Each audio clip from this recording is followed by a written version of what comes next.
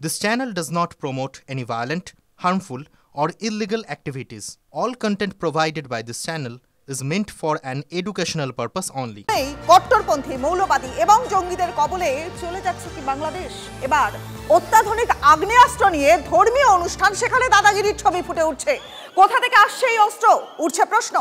সিরাজগঞ্জে মুসলিম সম্প্রদায়ের একটা ধর্মীয় অনুষ্ঠান এবং সেই অনুষ্ঠানে একজনকে দেখা গেল অত্যাধুনিক অস্ত্র হাতে। সেই ছবি এই মুহূর্তে আপনারা দেখছেন টিভি9 বাংলার পর্দায়। একেবারে এক্সক্লুসিভ ছবি দেখছেন এই মুহূর্তে আপনাদের দেখানো হচ্ছে। সেই ছবি অস্ত্র হাতে দাপাদাপি, মুসলিম সম্প্রদায়ের একটা ধর্মীয় অনুষ্ঠান, সেই অনুষ্ঠানে একজনকে দেখা যাচ্ছে, দেখতে পাচ্ছেন যে হাতে অস্ত্র রয়েছে, সেই অস্ত্র হাতে নিয়ে দাপাদাপি চলছে এবং অস্ত্র হাতে এই দাপাদাপির ছবি সামনে আসতেই স্বাভাবিকভাবেই হইচই পড়ে গেছে চারিদিকে। কিভাবে এই স্বয়ংক্রিয় অস্ত্র হাতে নিয়ে প্রকাশ্যে ঘুরে বেড়াচ্ছেন এরা, এই কট্টরপন্থীরা? প্রশ্ন উঠছে ইউনূস সরকারের ভূমিকা নিয়ে। দেখছেন সেই ছবি, কট্টরপন্থী মৌলবাদী জঙ্গিদের কবলে চলে যাচ্ছে কি বাংলাদেশ? এই প্রশ্ন উঠতে বাধ্য, কারণ এই অত্যাধুনিক আগ্নেয়াস্ত্র নিয়ে ধর্মীয় অনুষ্ঠানে দাদাগিরির ছবি দেখা যাচ্ছে। পরিষ্কার সেই ছবি, এক্সক্লুসিভ সেই ছবি আপনারা দেখছেন টিভি9 বাংলার পর্দায়। দেখতেই পাচ্ছেন যে হাতে আগ্নেয়াস্ত্র নিয়ে দাপাদাপি চলছে।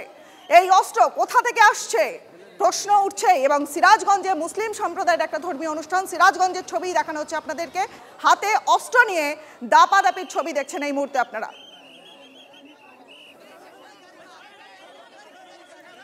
প্রাক্তন এনএসসি কর্তা দীপাঞ্জন চক্রবর্তী এই মুহূর্তে রয়েছেন আমাদের সঙ্গে। মিস্টার চক্রবর্তী, আপনাকে টিভি9 বাংলায় স্বাগত। Good morning. ছবি দেখাচ্ছে এই মুহূর্তে আপনাদের, আপনি দেখতেই পাচ্ছেন সেই ছবি, কারণ ভয়ঙ্কর ছবি। মুসলিম সম্প্রদায়ের একটা ধর্মীয় অনুষ্ঠান সিরাজগঞ্জে, সেই অনুষ্ঠানে দেখা যাচ্ছে যে হাতে অস্ত্র নিয়ে দাপাদাপি চলছে। মানে বাংলাদেশের পরিস্থিতি ভয়ঙ্কর হচ্ছে, সেই ছবি, সেই অভিযোগ একের পর এক দেখা যাচ্ছে। কিন্তু এখন কট্টরপন্থী মৌলবাদী এবং জঙ্গিদের কবলে আস্তে আস্তে কি বাংলাদেশ চলে যাচ্ছে? আপনার কি মতামত?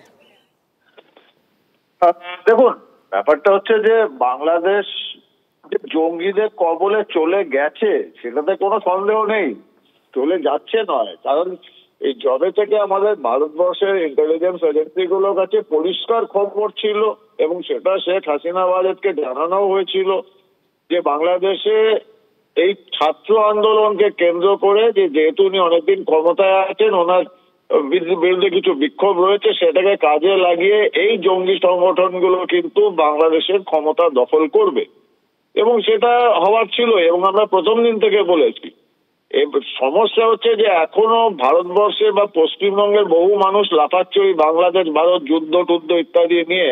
আসল সমস্যাটা থেকে লোকের চোখ ঘুরে গেছে এবং ওটা জেনে বুঝেই করানো হয়েছে। আসল সমস্যা হচ্ছে সন্ত্রাসবাদ, প্রক্সি ওয়ার। বাংলাদেশে এখন কন্ট্রোল করছে ISIS, যেটাকে দায়েশ বলা হয়, দায়েশ, আল কায়দা, লস্কর-ই তৈবা, এরা কন্ট্রোল করছে। এইসব যুদ্ধ টুদ্ধ কিচ্ছু হবে না, এই প্রক্সি ওয়ার সেটা দেখতে পাচ্ছি। এটা আমি বহুবার বলেছি যে আপনাদের এই সন্ত্রাসবাদী তালিবান দেখতে আপনাকে আফগানিস্তান, ইরাক, সিরিয়া যেতে হবে না। সন্ত্রাসবাদ আপনার ঘরের পাশে এসে গেছে। এরপর এদের টার্গেট কিন্তু আমাদের পশ্চিমবঙ্গ, এটাও বলে দিচ্ছি, মিলিয়ে নেবেন। বেশ, অনেক ধন্যবাদ আপনাকে। কথা বললাম দীপাঞ্জন চক্রবর্তীর সঙ্গে, প্রাক্তন এনএসসি কর্তা। সেই ছবি দেখছেন এই মুহূর্তে আপনারা, একেবারে প্রকাশ্যে হাতে অস্ত্র নিয়ে দাপাদাপির ছবি দেখা যাচ্ছে। বাংলাদেশের কি পরিস্থিতি? কট্টরপন্থী মৌলবাদীদের হাতে, কট্টরপন্থীদের হাতে চলে যাচ্ছে কি বাংলাদেশ? সিরাজগঞ্জের ছবি প্রকাশ্যে আসতেই চাঞ্চল্য ছড়িয়ে পড়ল। ইউনূস প্রশাসন কি করছে? প্রশ্ন তো উঠবেই।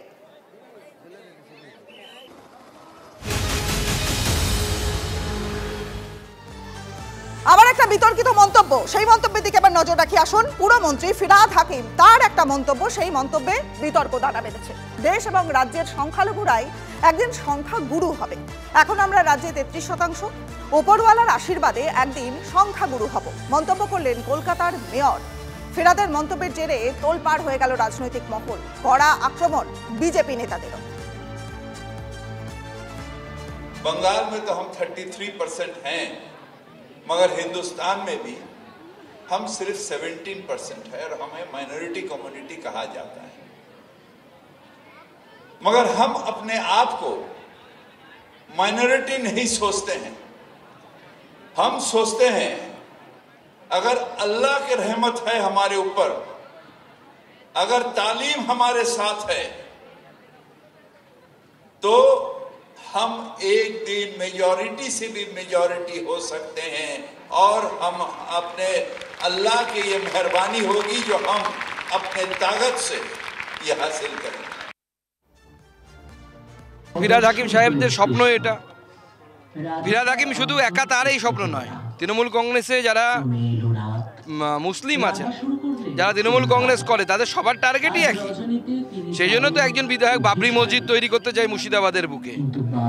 কমসে কম ফিরহাদ সাহেবকে আমি এই জন্য অভিনন্দন জানাবো যে যেটা মনে আছে সেটা মুখে বলে দিয়েছে। এই গীতা পাঠের আচর কি পাল্টা তার অস্ত্র বিজেপির, যে হিন্দু ভোটকে একত্রিত রাখা, পথ দেখানো? বিজেপি তো গীতা পাঠ করায় না, কারণ বিজেপি রাজনৈতিক দল, তার কাজ এটা না। সনাতন সংস্কৃতি সংসদ করছে। আমরা মনে করি ভারতবর্ষ ততক্ষণ পর্যন্তই প্লুরালিজম থাকবে ভারতবর্ষে, ততক্ষণ পর্যন্তই ভারতবর্ষ সেকুলার থাকবে, যতক্ষণ পর্যন্ত ভারতবর্ষে সংখ্যাগুরু হিন্দুরা আছে।